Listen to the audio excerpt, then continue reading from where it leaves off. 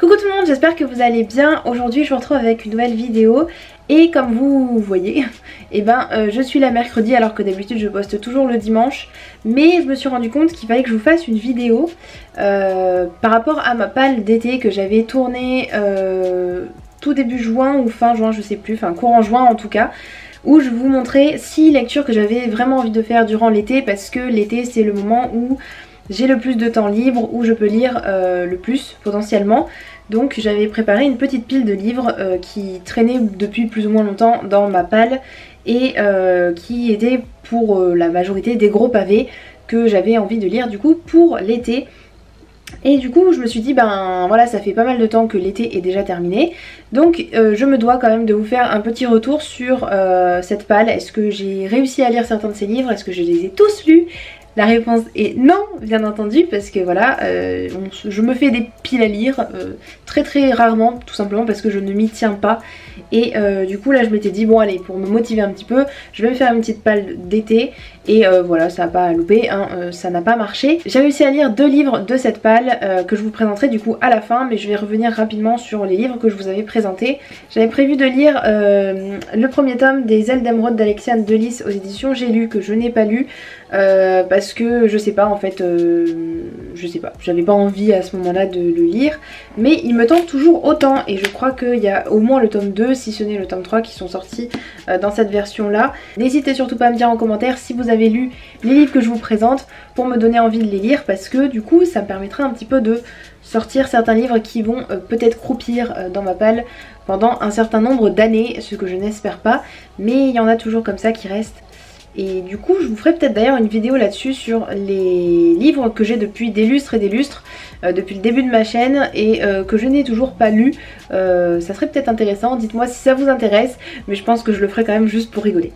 Ensuite j'avais prévu aussi de lire le premier tome de la saga de Sarah J. Maas, Un palais d'épines et de roses aux éditions La Martinière Jeunesse, que j'ai acquis il n'y a pas très longtemps. Celui-là je suis sûre qu'il va me plaire et c'est ça le pire, mais j'arrive pas trop à m'y plonger, sachant que bon, il est assez gros aussi, il fait un petit peu plus de 500 pages et c'est une réécriture de l'histoire de La Belle et la Bête, au cas où vous ne soyez pas au courant, mais j'en doute fortement.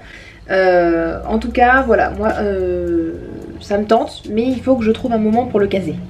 J'ai aussi voulu lire Six of Crows, le tome 2, La Cité corrompue de Leigh Bardugo aux éditions Milan, que j'ai commencé. Je l'ai commencé fin août par là je pense. Et d'ailleurs voilà, j'ai mis mon marque-page ici. Donc quand on regarde ça fait vraiment rien, mais c'était à la page 60 quand même. Le problème c'est que voilà, je m'y étais plongée un peu à contre-cœur, et parce que j'aimerais terminer ce diptyque. Je compte continuer. Il faut que je me trouve un moment pour le caser. Même si l'univers est fou, même si les personnages sont super attachants et qu'on ne rencontre pas souvent des comme ça dans la littérature young adulte, je trouve que c'est un livre qui est vraiment très lourd, disons, dans son univers, dans ses personnages et dans les événements qui se passent. Et l'auteur fait vraiment tout pour qu'on soit surpris tout le temps et qu'on sache pas vraiment à quoi s'attendre, avec des descriptions des fois qui sont assez lourdes. Enfin je sais pas, je trouve que le style de l'auteur est assez lourd et compliqué, et moi voilà, en ce moment j'ai du mal avec ce genre de lecture et j'ai toujours eu du mal, mais du coup voilà, je pense lire celui-ci et ça m'étonnerait que je continue avec le Grishaverse, hein, avec la trilogie Grisha et avec les autres livres de cet auteur, parce que voilà, je me rends compte que c'est peut-être pas forcément pour moi.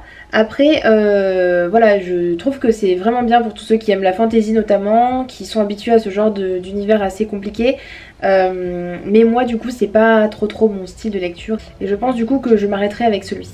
On passe du coup aux 2 livres que j'ai effectivement réussi à lire. Donc j'ai lu tout d'abord Tous nos jours parfaits de Jennifer Niven aux éditions Gallimard Jeunesse dans la collection Pôle Fiction, que vous avez vu, donc pas la vidéo de ce dimanche là mais de celui d'avant si je me trompe pas. En tout cas je vous mettrai la vidéo ici si vous voulez aller la voir. J'ai vraiment adoré cette histoire. C'est une histoire où on suit 2 personnages, Finch et Violette, qui se retrouvent sur le toit du lycée. Ils voulaient tous les deux mettre fin à leur jour, mais finalement ils vont réussir à surmonter leurs problèmes, leurs difficultés, tous les deux ensemble.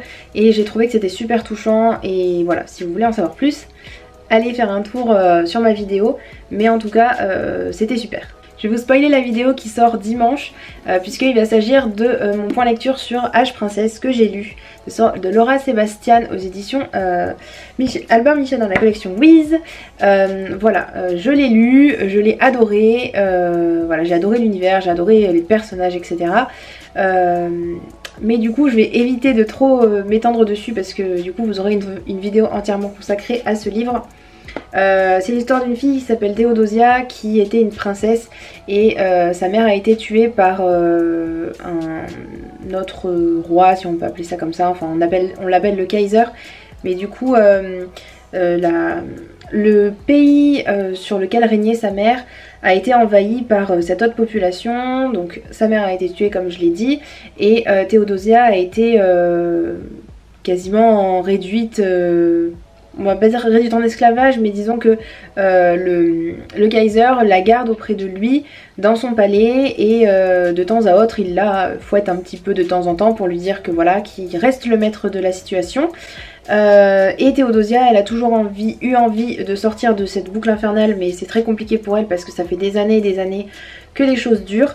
Et elle espère un jour que quelqu'un viendra la sauver. Malheureusement, c'est plus compliqué que ça. Et elle va se rendre compte qu'il va falloir qu'elle prenne les choses en main. Donc voilà, c'était super intéressant et puis ben, j'ai hâte de lire le tome 2 et je vous donne rendez-vous dimanche si vous voulez en savoir plus. Voilà, c'est tout pour ma vidéo, j'espère qu'elle vous aura plu. Si vous avez lu un de ces livres et que vous voulez me faire part de votre avis, n'hésitez pas à le faire en commentaire et moi je vous dis à bientôt dans une prochaine vidéo. Ciao ciao!